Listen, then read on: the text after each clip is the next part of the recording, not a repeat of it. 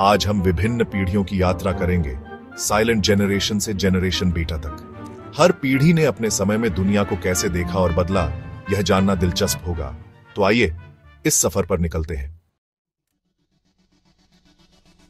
हमारी यात्रा शुरू होती है साइलेंट जनरेशन से, जो 1928 से 1945 के बीच जन्मी थी। इस पीढ़ी ने महामंदी और द्वितीय विश्व युद्ध की विभीषिका देखी, जिससे वे अनुशासित और कर्मठ बने। उनकी मेहनत और लगन ने आर्थिक विकास की नींव रखी और आने वाली पीढ़ियों के लिए एक बेहतर भविष्य का मार्ग प्रशस्त किया।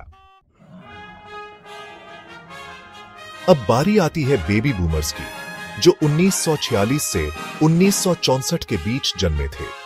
इस पीढ़ी ने अभूतपूर्व आर्थिक विकास और सामाजिक परिवर्तन देखे। उन्होंने परंपराओं को चुनौती दी, रूढ़ियों को तोड़ा और समाज को एक नया रूप दिया। उनकी ऊर्जा और प्रगतिशील सोच ने आज की दुनिया को आकार देने में महत्वपूर्ण भूमिका निभाई। अब हम बात करते हैं जेनरेशन एक्स की, जो 1965 से 1980 के बीच जन्मी थी।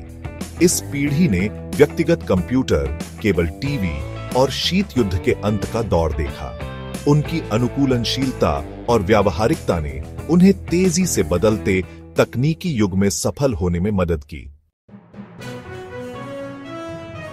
अब बारी आती है मिलेनियल्स की, जो 1981 से 1996 के बीच जन्मे थे। इस पीढ़ी ने इंटरनेट, सोशल मीडिया और वैश्वीकरण के उदय को देखा। उनकी तकनीकी दक्षता और नवीनता की चाह ने दुनिया को एक नया आयाम दिया है। अब हम बात करते हैं जनरेशन जी की, जो 1997 से 2012 के बीच जन्मी थी। यह पीढ़ी तकनीक के साथ इतनी सहज है कि उनके लिए वास्तविक और आभासी दुनिया के बीच कोई अंतर नहीं है। जनरेशन जी बहुत ही विविधतापूर्ण, रचनात्मक और स्वतंत्र है। वे सामाजिक न्याय, मानसिक स्वास्थ्य और जलवायु परिवर्तन जैसे मुद्दों पर खुलकर बातचीत करते हैं।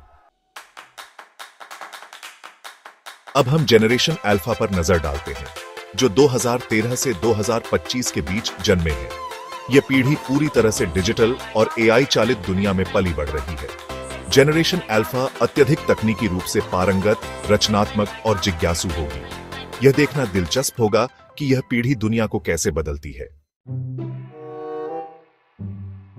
जनरेशन बेटा, जो 2025 से 2039 के बीच जन्म लेगी, अभी एक रहस्य है। यह पीढ़ी उन्नत तकनीकों और एआई एकीकरण से प्रभावित होगी। हमें उम्मीद है कि जनरेशन बेटा न केवल तकनीकी रूप से पारंगत होगी, बल्कि मानवीय मूल्यों और नैतिकता को भी महत्व देगी।